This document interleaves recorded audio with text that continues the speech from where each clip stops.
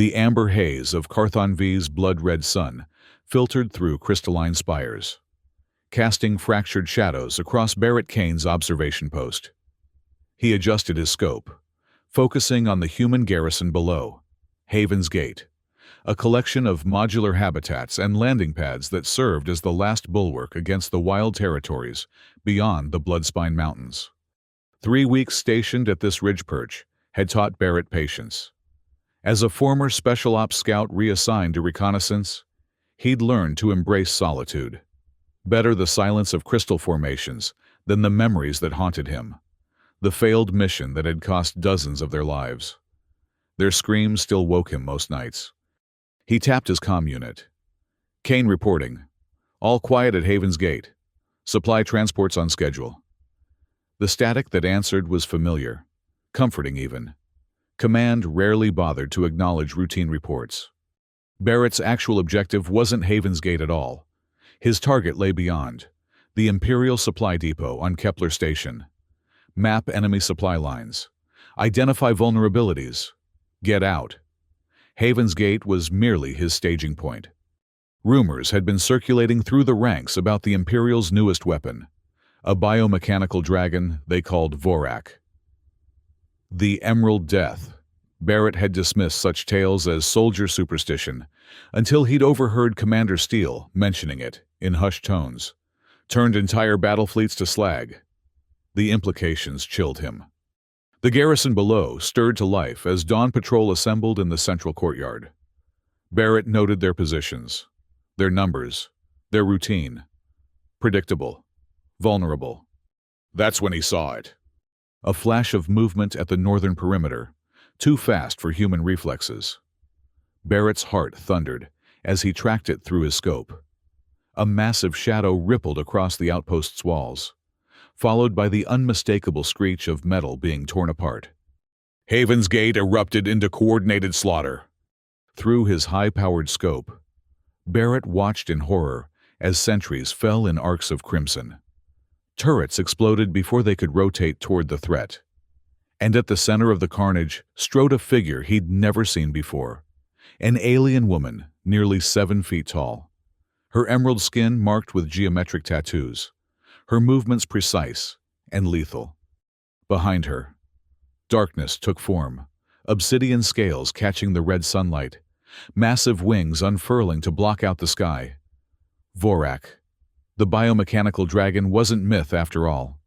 Its jaws opened, unleashing a torrent of blue flame that melted the command center into slag. Barrett's hands trembled as he activated his emergency beacon. Haven's Gate is lost, he whispered. I repeat, Haven's Gate is lost. We need extraction, ASAP. Then he saw it. The alien woman paused mid-slaughter, her head tilting upward, toward his position. Impossible. He was over 2 kilometers away, hidden behind crystalline formations. Yet her golden eyes seemed to lock directly onto his scope. Barrett swore, breaking down his rifle with practiced efficiency. His mission had just changed from intelligence gathering to simply surviving. The crystalline ridge offered treacherous footing as Barrett scrambled toward his emergency extraction point. Each handhold threatened to slice through his tactical gloves. Each footfall risked sending him plummeting down jagged slopes. But fear drove him faster than caution. Behind him, an ancient, bone-rattling roar shook the mountains. Barrett didn't need to look back to know. Vorak had taken flight. He pressed himself against a towering crystal spire, its translucent surface reflecting fractured images of the sky. Through those kaleidoscopic glimpses, he caught sight of massive wings blotting out the red sun. The dragon was hunting. Barrett calculated his chances. The extraction point was still 3 kilometers away. Open terrain between crystal formations would leave him exposed. He needed to... Human. The voice cut through his thoughts like a knife, feminine but unnervingly deep, coming from directly behind him. Barrett froze. Your rifle, the alien woman said. Lower it to the ground and turn to face me. Barrett did as instructed. His jaw clenched tight. Up close. She was even more intimidating, nearly 2 heads taller than him. Her emerald skin adorned with tattoos that seemed to pulse with inner light. Her armor was a seamless blend of scaled plates and form-fitting mesh, spattered with fresh blood. "Lieutenant Barrett Kane," she said, reading the insignia on his uniform. "Reconnaissance Division." Barrett managed a smirk despite his racing heart. "And you are?" "Marison," she replied without emotion. "Surrender your weapon and come quietly. Your death will be swift otherwise." Behind her, the massive form of Vorak landed on a crystal outcropping, obsidian scales gleaming in the sunlight. The dragon's eyes, intelligent, calculating, fixed on Barrett. "Let me live," Barrett said slowly, lowering his rifle.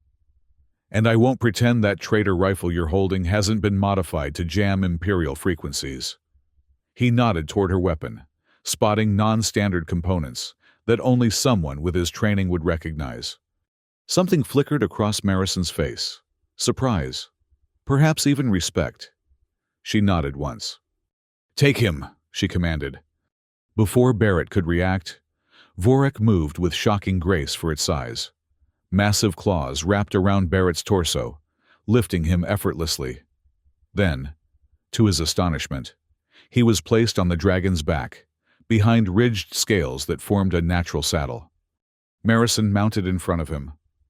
"Hold tight, human," she said. "We fly to your new home." Barrett had barely secured his grip when Vorak launched into the sky. Powerful wings, sending crystal shards scattering like diamonds in the blood-red light. The Imperial detention facility loomed against Carthon Fee's basalt cliffs, a monolithic fortress of angular design and imposing height. Inside, Barrett was marched through sterile corridors, humming with artificial light. Through transparent barriers, he glimpsed other captives, alien forms from a dozen conquered worlds, some pacing like caged animals, others sitting in eerie stillness. His cell was Spartan but larger than expected. A cot, sanitation unit, and even a small desk bolted to the floor. Not standard prisoner treatment. The interrogations began the next morning. "Lieutenant Kane," the Imperial officer smiled thinly. "We know you're stationed as reconnaissance for the rebel faction. Tell us about the Arcturus offensive." Barrett stared back impassively. "Lieutenant Barrett Kane, ID number 117832209. The officer sighed. "We've monitored your communications, tracked your movements for weeks. We know about Commander Steele's preparations. We know about the supply caches in the Tau sector." Barrett's expression remained neutral, though his mind raced. They'd been compromised far more extensively than he'd feared. Day after day, the interrogations continued. Barrett gave them scraps, outdated patrol routes, supply depots already abandoned, just enough to seem cooperative while revealing nothing of value. Throughout each session, Marison stood silently at the back of the room, her golden eyes unfocused, as if seeing something beyond the walls. She never spoke, never participated in questioning, just watched. On the third day, the Imperial officers grew impatient. "Perhaps physical persuasion will loosen your tongue," one suggested, producing a neural disruptor, a device known to cause excruciating pain without leaving marks. Barrett steeled himself, but before the device could touch his skin, Marison's voice cut through the room. "Stop!" All eyes turned to her. "Property damaged by pain yields no true secrets," she said, her voice monotone, yet somehow commanding. "The human will speak when ready. Continue standard interrogation procedures." The officer hesitated, then nodded stiffly. "As you wish, Enforcer Marison." When they returned Barrett to his cell, he found himself pondering her intervention. This warrior woman, the same who had orchestrated Haven's Gate's slaughter, had just preserved him from torture. The contradiction troubled him more than the interrogation itself. On the fourth day, Barrett was doing push-ups in his cell when the barrier field shimmered and dissolved. Marison entered alone, no guards accompanying her. He rose to his feet, wiping sweat from his brow. "No torturers today?" he asked dryly. She said nothing, simply placed a small device on his desk. A hollow projector. When activated, it displayed the image of a young woman, perhaps 25, her face gaunt, but her eyes defiant. Barrett's heart clenched. "Sarah." "Barrett, if you see this, know I survive." His sister spoke in forced cheerfulness. "They've got me working at the processing facilities. Don't do anything stupid. They need me here." The message ended. Barrett lunged at Marison, who caught his wrist effortlessly. "Where is she?" he demanded, voice cracking. "What have you done with her?" "Your sister works at Labor Station Gamma 7, Marison replied calmly. "She is unharmed for now." "Prove it," Barrett growled. To his surprise, Marison nodded. She produced a communicator and entered a series of commands. The hollow projector flickered, then displayed a live feed, Sarah in a labor uniform, operating mining equipment alongside other prisoners. "Cooperation ensures her continued well-being," Marison said, shutting off the feed. "Resistance guarantees her transfer to less hospitable facilities." Barrett sank onto his cot, mind reeling. Sarah had disappeared 3 years ago during an Imperial raid on their home colony. He'd assumed her dead, had mourned her, had joined the rebellion partly to avenge her. And now, "Why show me this?" he asked finally. "Why not just torture me?" "I told you, pain yields unreliable results." "No," Barrett shook his head. "You interfered yesterday. The others wanted to hurt me. You stopped them. Why?" Something shifted in Marison's golden eyes. A momentary flicker of... what? Pain? Awareness. "My people were subjugated," she said after a long pause. "We have no choice but to serve. Otherwise, extinction." The confession stunned Barrett. "You're forced to fight for them?" Marison's jaw tightened. She turned to leave. "Wait," Barrett said. "You mentioned your people. The Imperials have them too. Like hostages." "My sister," Marison whispered, so quietly Barrett almost missed it. "Zafra. She is held in the core worlds." Before Barrett could respond, she was gone. The barrier field shimmering back into place behind her. That night, Barrett lay awake, piecing together fragments of information. The Empire was using alien species as weapons, but controlling them somehow. He remembered rumors about Dr. Mordain, the Imperial scientist developing biological control systems. "Symbiosis parasites," Barrett murmured to himself. The concept was horrifying. Microscopic organisms bonded to neural pathways, suppressing free will. If Marison was under such control, his next interrogation session took on new meaning. Barrett watched Marison carefully, noting minute details he'd missed before. The occasional tremor in her hand, the way her eyes sometimes cleared momentarily before clouding again. The subtle resistance when ordered to escort him back to his cell. The next time she visited his cell alone, Barrett was ready. "You fight it sometimes," he said the moment she entered. "The symbiosis. I've seen it." Marison froze. "You know nothing human." "I know Dr. Mordain's work," Barrett bluffed, watching her reaction. "I know what they've done to you." The name shattered her composure. Her eyes widened, lips parting in shock. "You know nothing of what you speak," she whispered, but her voice trembled.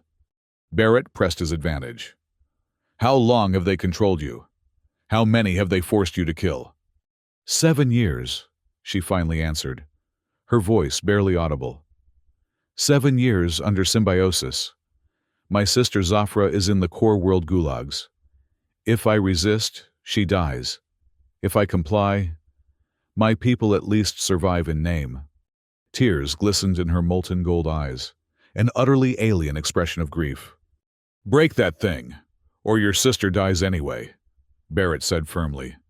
"They'll use you until you're no longer useful, then dispose of you both." Marison's fist slammed into the wall beside his head, cracking the reinforced material. And what would you have me do? Submit to death? Watch my sister executed? I have a counteroffer, Barrett said, unflinching despite her proximity. Help me rescue my sister from Gamma 7. In return, I help you break your control. She stared at him, searching his face for deception. Why would you help the one who slaughtered your comrades? Because I've seen your eyes when the symbiosis slips, Barrett answered honestly. And those aren't the eyes of a killer. 3 days later, Barrett found himself creeping through maintenance shafts toward Medical Bay 3, guided by Marison's reluctant instructions. Imperial security was designed to keep prisoners in cells, not to prevent movement between restricted areas if one already had access to the corridors. He located the cell specified by Marison, Dr. Elena Cross, a captured rebel medic whose specialty was alien physiology. The woman looked up sharply as Barrett overrode the lock sequence. "Who the hell are you?" she demanded, backing away. "Lieutenant Barrett Kane. Rebel Reconnaissance," he answered quickly. "I need your expertise on symbiosis parasites. Right now." Elena's eyes widened. "They'll kill us both." "They'll kill us anyway," Barrett countered. "Help me, and we might all escape." Reluctantly, Elena followed him through the maintenance shafts to a seldom-used laboratory where Marison awaited. The medic gasped at the sight of the towering alien warrior. "She's one of them," Elena hissed. "She's a prisoner too," Barrett explained. "The symbiosis—" "I know what it is," Elena interrupted, approaching Marison cautiously. "May I?" she asked, gesturing to the alien's neck. Marison nodded stiffly, kneeling to allow the human woman to examine her. Elena's fingers traced the nearly invisible seam where emerald skin met the base of Marison's skull. "Integrated neural parasite," she confirmed grimly. "Fully bonded to the brainstem. Removing it would kill her instantly." Barrett's heart sank. "There has to be another way." "I didn't say we couldn't neutralize it," Elena corrected. "A precise neurochemical cocktail could render the symbiosis dormant rather than lethal, if timed perfectly." Hope flickered in Marison's eyes. "What would you need?" "Access to pharmaceutical synthesis, blood samples from you to calibrate the dosage, and—" Elena hesitated. "We'd need to do this during one of your windows of clarity, when the symbiosis naturally weakens." "When is your next window?" Barrett asked. "Tomorrow," Marison whispered. "Oh, 400 hours. I can bring Vorak to Medical Bay 3 for routine maintenance without raising suspicion."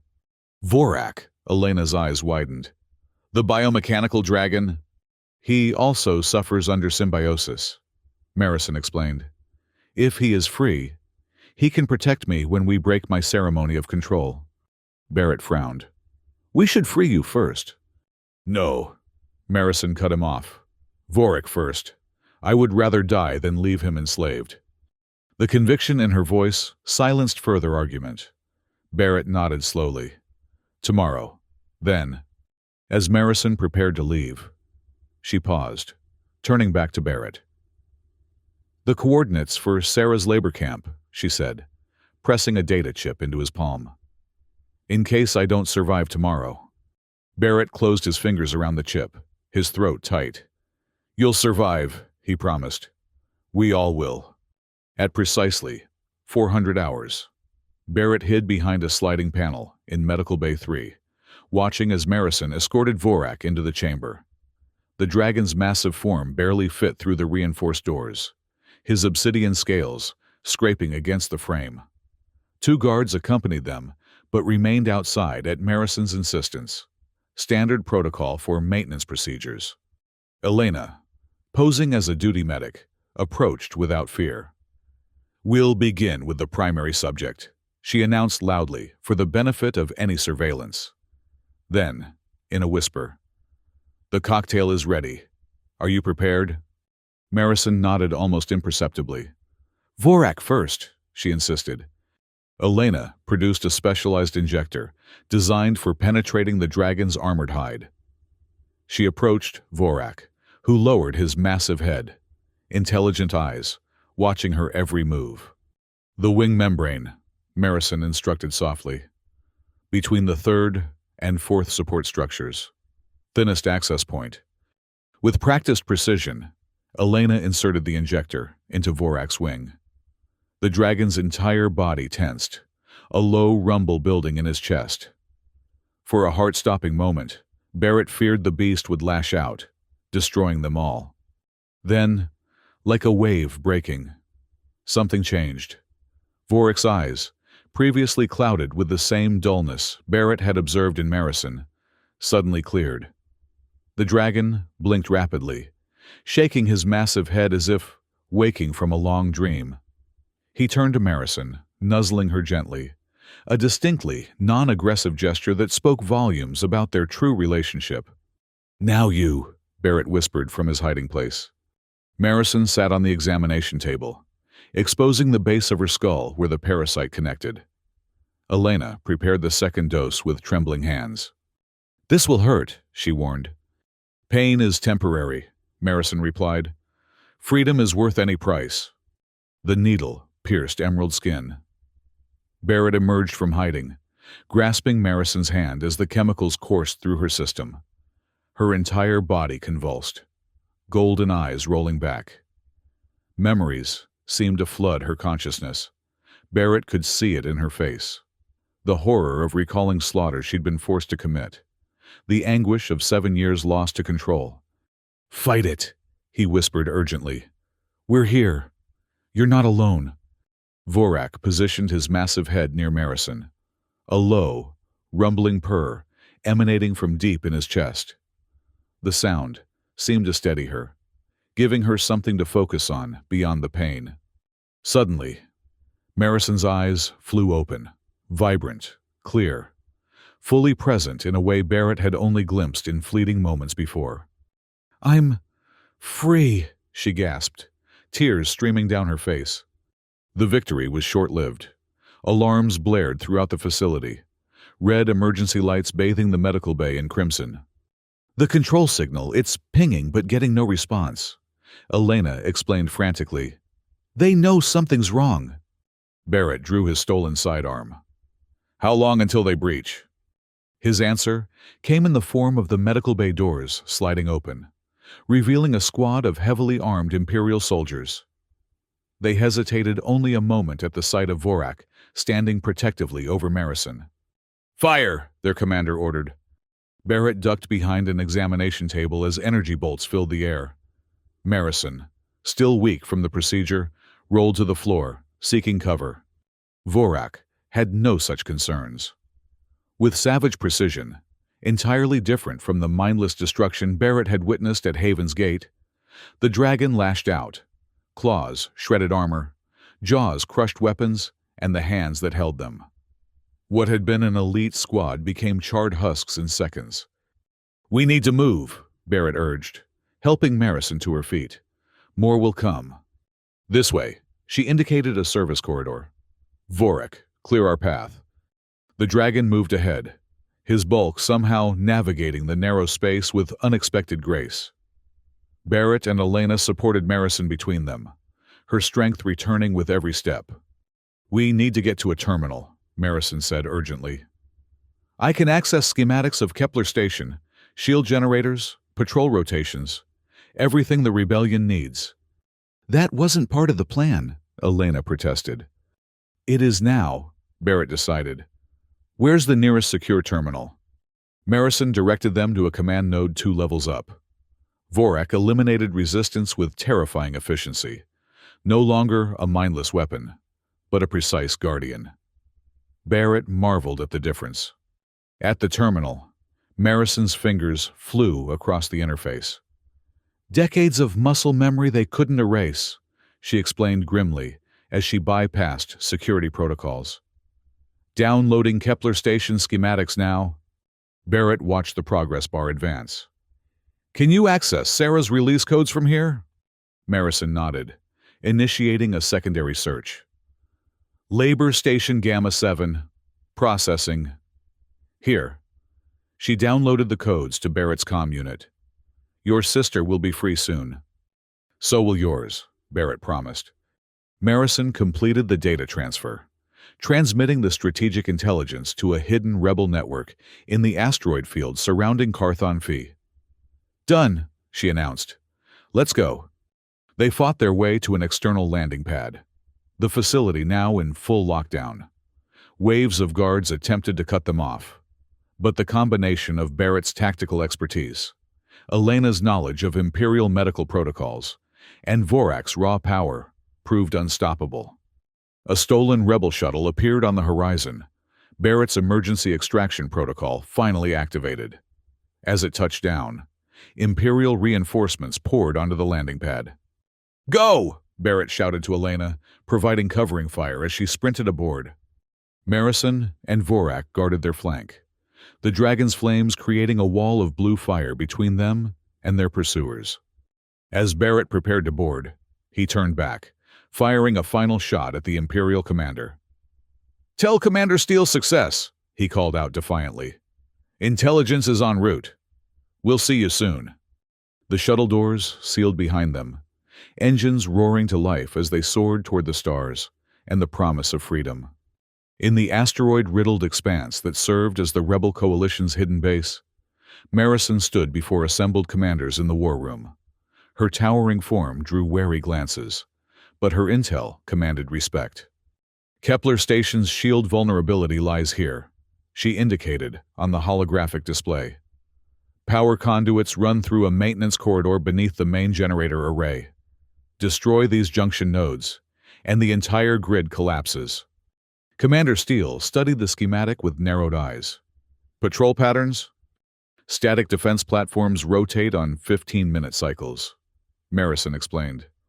Most energy nodes go offline during shift changes, creating a 3-minute window of opportunity. Major Harrison, Steele's second-in-command, remained skeptical. Why should we trust you? You slayed entire colonies for them. Marison met his gaze unflinchingly. They enslaved my people, forced me as a weapon. I owe them nothing. She knows their every weakness, Barrett interjected, stepping forward. Our only chance. After hours of debate, a plan emerged. A surgical strike on Kepler Station, led by Barrett and a core team of 12 commandos, with Marison coordinating from a relay ship to hack external defenses. And most controversial, Vorak would serve as their insertion vehicle, carrying the strike team directly to the target. As the commanders dispersed to prepare, Barrett found Marison alone on an observation deck, staring at the distant stars. They've authorized the mission, he told her, and arranged extraction for Sarah. She nodded, not turning from the viewport. They do not trust me. They will, Barrett assured her. After this, and if we fail? We won't. Marison finally faced him, golden eyes searching his. You trusted me when I gave you no reason to. Why? Barrett considered the question. Because when I looked at you, really looked, I saw someone fighting from the inside. Someone who deserved a chance at freedom. Her hand found his, emerald fingers intertwining with human ones. Then let us earn that freedom, for Sarah, for Zafra, for all still enslaved. 20 hours later, Vorak streaked through the void toward Kepler Station, 12 commandos strapped to his back. Barrett led the squad, crouched low against obsidian scales as the massive orbital structure grew larger in his vision. Approaching outer defense perimeter, he reported through his comm unit. Marison, status? Her voice came through clearly from the relay ship. Gamma ray turrets primed to fire. Stand by for override.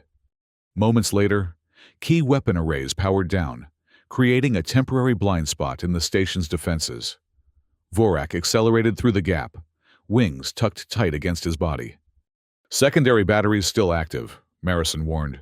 Evasive pattern delta. Vorak banked sharply, avoiding a barrage of energy bolts. Not all missed. Several struck his armored hide, drawing roars of pain, but failing to slow his approach. Hold on! Barrett shouted to his team, as Vorak executed a final dive, crashing through an upper maintenance hatch into the station's outer hull. The impact sent several commandos tumbling, safety tethers, stopping their fall into space. Vorak landed on a narrow platform near their target, the shield conduit access shaft. His wings unfurled, creating a temporary barrier against vacuum as the team disembarked. "Maintain position," Barrett ordered the Dragon. "We'll signal for extraction." Inside the access shaft, Barrett led the commandos through a labyrinth of humming conduits and steam vents. The cramped corridors forced them into single file, reducing their tactical advantage. "Junction 1, 50 meters ahead," his second-in-command reported. They hadn't reached the first target when enemy patrols intercepted them. Energy bolts sparked off metal walls. The confined space amplified screams and weapons fire to deafening levels.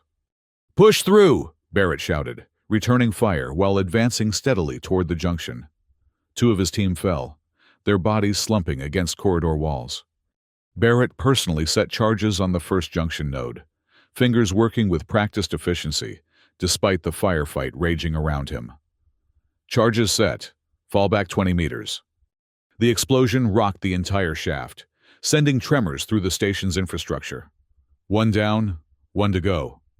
The second junction lay deeper in the station's core, requiring the team to navigate increasingly hostile territory. Imperial forces converged from multiple access points, aware now of their objective. Barrett's team was down to 7 when they reached the second target. "Cover me!" he ordered, sprinting toward the junction node, while the others laid down suppressing fire. Energy bolts sizzled past his head as he attached the charges. A shot grazed his shoulder, burning through his tactical suit to the skin beneath. Barrett ignored the pain, finishing the placement. "Charges set, everyone out, now!"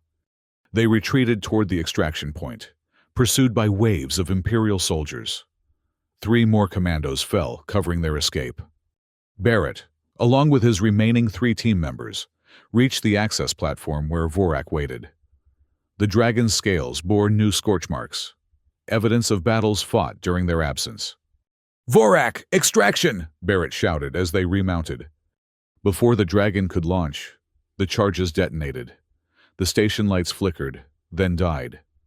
Through the viewport, Barrett watched as the main shield grid collapsed, orange arcs of energy snuffing out in a cascade of sparks. Through station speakers, Marison's voice rang out, "Rebel forces, engage!" From their hidden positions in the asteroid field, Rebel starfighters swarmed toward the now vulnerable station. Laser beams carved through hull plating. Fighter craft dove through debris clouds. Compartments vented to vacuum. Vorak launched into the chaos, wings straining as he carried the survivors away from the dying station. Barrett watched over his shoulder as morale commanders announced the Emperor's defeat on multiple frequencies. On a holofeed patched through his comm unit, Barrett glimpsed Marison's face, triumphant, free, beautiful in her ferocity. With Kepler Station under rebel control, resources were immediately funneled to Labor Station Gamma 7. Barrett led a smaller squad to free Sarah, infiltrating the mining facility under cover of orbital bombardment. The station's security proved minimal. Most forces had been diverted to defend against the Kepler assault. Barrett moved through processing chambers and subterranean tunnels until he reached the labor sector, where Sarah was held. He found her among exhausted workers, her face gaunt, but her spirit unbroken. When she saw him, disbelief crossed her features, followed by joy so pure it made his chest ache. "Barrett," she whispered, as if afraid he might vanish. "It's me," he confirmed, enveloping her in a tight embrace. "I'm getting you out of here." Tears streamed down her face as she hugged him back. "You kept your promise," she murmured. "After all these years." Together, they led the other laborers through the facility's outer gates, Imperial guards offering only token resistance before surrendering. Rebel transports waited to evacuate the freed prisoners. Meanwhile, Marison coordinated a diversionary assault on Zafra's fortress in the core worlds. Rebel cruisers punched holes in its shields, creating an opening for a strike team, led by Marison herself, with Vorak providing air support. They found Zafra in a high-tech containment cell, weak but alive. her emerald skin dulled by years of captivity, but her golden eyes bright with recognition when she saw her sister. "Marison," she breathed. "How—" "I found freedom," Marison answered, breaking the cell's lock with a single blow. "And now, so have you." Weeks later, the rebel coalition had liberated multiple sectors, thanks in no small part to Marison's insider intelligence and Vorak's overwhelming power. Planets, once under Imperial control, raised rebel flags. Former slave worlds declared independence. Supply lines previously severed were re-established. Barrett stood atop a ridge on a once-occupied colony, watching rebuilding efforts below. Half-constructed habitats, children playing among grain silos, field hospitals tending to the wounded. The red sun of this world was gentler than Carthon V's, more amber than blood. Marison approached, her tall figure casting a long shadow in the sunset light. Barrett wrapped a blanket around her shoulders, a gesture that had become habit between them. "The eastern settlements are secure," she reported. "Your sister's medical protocols have reduced infection rates by 60%. Barrett nodded. Sarah had returned to her xenobiologist roots, working alongside Elena Cross to treat diseases rampant in former labor camps. Her resilience amazed him daily. "And Zafra?" he asked. Marison's lips curved in a rare smile. "Teaching our language to human children. She says they learn quickly." Below them, Vorak circled a small rebel convoy, his massive form casting reassuring shadows over the vulnerable transports. No longer an instrument of war, he had become a guardian, a symbol of protection rather than destruction. "I received a promotion offer today," Barrett said after a comfortable silence. "Command wants me to oversee security for the entire sector. Will you accept?" He shook his head. "I declined. I'd rather remain in the field, wherever freedom is most fragile." He glanced at her. "If that's all right with you." Marison's golden eyes met his. "I would have it no other way." They sat in companionable silence as twin moons rose over the horizon. Below them, families returned to fields once scorched, finding hope in fertile soil and clear skies. "After everything," Barrett said softly, "we finally found a cause worth fighting for. Together." Marison leaned her head against his shoulder, an intimacy that had developed gradually between them, bridging alien and human. Former enemies turned something much more. In the distance, Vorak lifted off the ground, an emblem of liberated power, soaring against the darkening sky. His roar, once a harbinger of destruction, now announced protection, freedom, possibility. Throughout the liberated worlds, a legend began to spread, whispered in markets, taught to children, immortalized in songs, the tale of the human who tamed the beast that killed armies, just to save one girl. It became more than just Barrett and Sarah's story. It evolved into a promise.